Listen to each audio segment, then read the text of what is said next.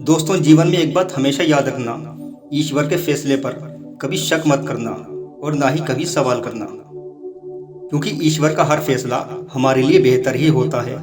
फिर चाहे वे हमें अच्छा लगे या हमें बुरा लगे, क्योंकि वे जो करता है, वे जो जानता है, वे हम कभी नहीं जान सकते।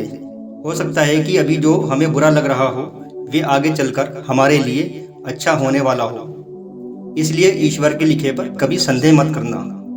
आइए आपको एक कहानी सुनाता हूँ। अगर आप मेरे चैनल पर नए हैं तो चैनल को सब्सक्राइब कर लें और घंटी के बटन को भी दबा दें, क्योंकि मेरे चैनल पर आपको ऐसी ही मोटिवेशनल कहानियाँ मिलेंगी जो सिर्फ आपको मोटिवेट ही नहीं करेंगी, बल्कि आपके अंदर समझदारी का विकास भी करेंगी और आपको आपके जीवन में बहुत आगे तक लेकर जाएंगी। एक राजा था, उसका एक खास मंत्री था जिस पर राजा सबसे ज़्यादा भरोसा करता था और राज्य का हर मशवरा उससे पूछकर करता था।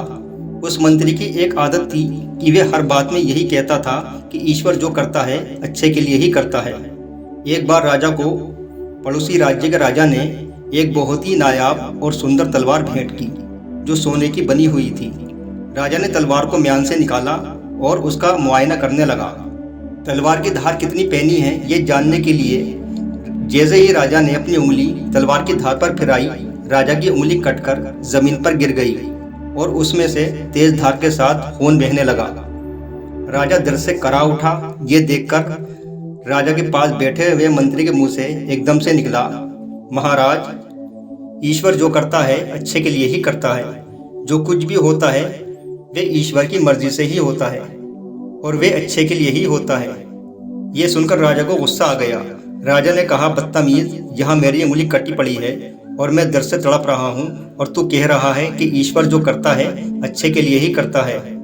राजा ने आदेश दिया, सिपाहियों, बंदी बना लो इसे। दिन बीतते गए और राजा का घाव भी भर गया। एक दिन राजा शिकार खेलने के लिए जंगल में गया। कई घंटे बीत जाने के बाद भी कोई शिकार उसके हाथ नहीं आया। राजा पूरी तरह से थक चुका था।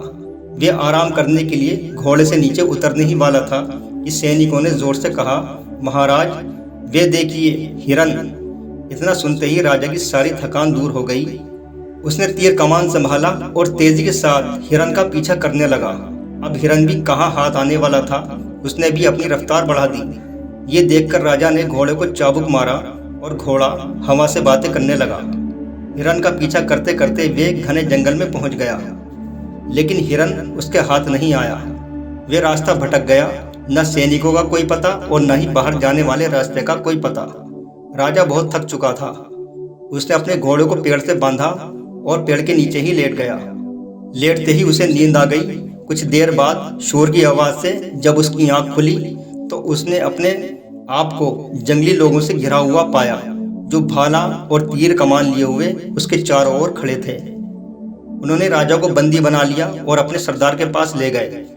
राजा को देखकर कबीले का सरदार नाचने लगा। राजा ने कहा, तुम लोग कौन हो और मुझे यहाँ क्यों लेकर आए हो? कबीले के सरदार ने कहा, राजा, खुश हो जाओ, तुम्हारे स्वर्ग जाने का समय आ गया है। मतलब? राजा ने पूछा। मतलब ये कि हमें कई दिनों से अपने इष्ट देवता को बलि देने के लिए एक तगड़े मनुष्य की तलाश थी और वे तलाश अब हमारी पूरी हो गई है। ये सुनकर राजा डर गया और गिड़गिड़ाने लगा, मेरा घोड़ा और मेरा सारा सामान, सारा माल रख लो, मगर मुझे छोड़ दो। कबीले के सरदार ने अपने आदमियों से कहा कि इसे ले जाओ और इसे नहला धुलाकर तैयार करो और इसके शरीर की अच्छी तरह से जांच करो। थोड़ी देर ही गुजरी थी कि कबीले के लोग भागे भागे सरदार के पास आए और हाँफते हुए बोले, सरदार, अनर्थ हो गया। कबीले के सरदार ने चौंकते हुए पूछा, क्या हुआ? सरदार, हम इस राजा की बलि नहीं दे सकते। क्यों? सरदार ने चौंकते हुए पूछा। क्योंकि सरदार, इसका एक अंग भंग है, इसकी एक उंगली कटी हुई है। इतना सुनते ही कबीले का सरदार सिर पकड़कर बैठ गया और बोला, इसको तुरंत यहाँ से भगा दो, कहीं हमारा देवता हमसे नाराज ना हो जाए। सरदार की बात सुनकर राजा की जान में जान आई। राजा ने घोड़े पर चढ़कर अंधाधुंध दौड़ लगा दी। उसने दाएं देखा ना बाएं, आगे देखा ना पीछे, सीधे महल पहुंचकर ही दम लिया। जान बची तो लाखों पाए और लौट के बुद्धू घर को आए। महल पहुंचते ही राजा ने सबसे पहले मंत्री को आजाद करने का हुक्म दिया। राजा ने जंगल में घटी पूरी घटना मंत्री को बताई। मंत्री ने फिर कहा, महाराज, ईश्वर जो करता है अच्छे के लिए ही करता है मतलब राजा ने पूछा, महाराज, अगर आप मुझे कारागार में न डालते तो फिर मैं भी आपके साथ ही जंगल में जाता और वे लोग आपको छोड़कर मेरी ही बलि चढ़ा देते। इसलिए ईश्वर जो करता है अच्छे के लिए ही करता है। इसीलिए ईश्वर के फैसले पर कभी मायूस नहीं होना चाहिए और ना ही उसके फैसले पर कभी शक करना चाहिए, क्योंकि ईश्वर से बड़ा शुभ चिंतक हमारा कोई और हो ही नहीं सकता। यही हमारी आज की कहानी की सीख भी है। ये कहानी आपको कैसी लगी, अपने विचार कमेंट बॉक्स में हमें ज़रूर लिखें। कहानी अगर पसंद आई हो तो इसे एक लाइक ज़रूर करें और अपने ग्रुप में दोस्तों के साथ इसे शेयर भी करें। ऐसी ही ज्ञानवर्धक और मोटिवेशनल वीडियो के लिए आप मेरे चैनल को सब्सक्राइब करें और घंटी के बटन को भी दबा दें। मिलते हैं एक और कहानी के साथ। तब तक के लिए व्यस्त रहिए, मस्त रहिए, अपना ख्याल रखिए। धन्यवाद। जय हिंद।